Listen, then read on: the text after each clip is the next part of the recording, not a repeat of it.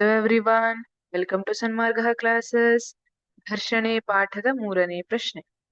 ಘರ್ಷಣೆಯು ಯಾವಾಗಲೂ ಚಲನೆಯನ್ನು ವಿರೋಧಿಸುತ್ತದೆ. ಹೌದಾ? ಅಥವಾ ಚಲನೆಗೆ ಸಹಾಯಕವಾಗಿದೆ. ಆಪ್ಷನ್ ಸಿ ಎ ಮತ್ತು ಬಿ ಎರಡೂ ಸರಿ ಇದೆ. ಆಪ್ಷನ್ ಡಿ ರಹಿತ ಬಲ ಇದೆ. ಈಗ ಘರ್ಷಣೆ ಯಾವಾಗಲೂ ಚಲನೆಯನ್ನು ವಿರೋಧಿಸುತ್ತದೆ. ಹೌದಾ? ಬಾಲ್ ಹೋಗ್ತಾ ಇದೆ ಅಂದ್ರೆ ಸ್ವಲ್ಪ ದೂರ ಚಲಿಸಿದ ನಂತರ ಅದು ನಿಂತ್ಕೊಳ್ಳುತ್ತೆ. ನೀವು ತಡೆದೇ ಇದ್ರೂ ನಿಂತ್ಕೊಳ್ಳುತ್ತೆ.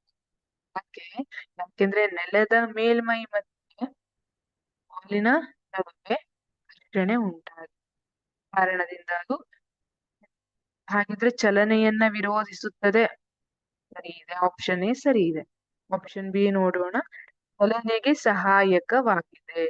ನೀವು ಎಣ್ಣೆ ಮೇಲೆ ನಡೀತಾ ಇದ್ದೀರಿ ಅಂತ ಅಂದ್ಕೊಂಡ್ರೆ ಜಾಸ್ತಿ ಇರುತ್ತೆ, ಕಾಲು ಜಾರುತ್ತಾ. ಆದ್ರೆ ಯಾಕೆ ಹಾಗಾಗುತ್ತೆ?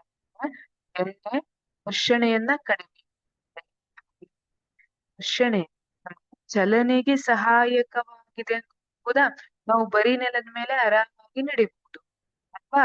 ಅದು ಯಾವ ಕಾರಣದಿಂದ? ಘರ್ಷಣೆಯ ಕಾರಣ. ಹಾಗಿದ್ರೆ ಆಪ್ಷನ್ ಸಿ ಏನಿದೆ, ಎ ಮತ್ತು ಬಿ ಎರಡೂ ಸರಿ ಅಲ್ವಾ? ಎ ಮತ್ತು ಬಿ ಎರಡೂ ಸರಿ. ಹೌದು. ಆಪ್ಷನ್ ಡಿ ನೋಡೋಣ. ಸಂಪರ್ಕರಹಿತ ಬಲವಾಗಿದೆ. ಇಲ್ಲ, ಇದು ತಪ್ಪಾದ ಉತ್ತರ.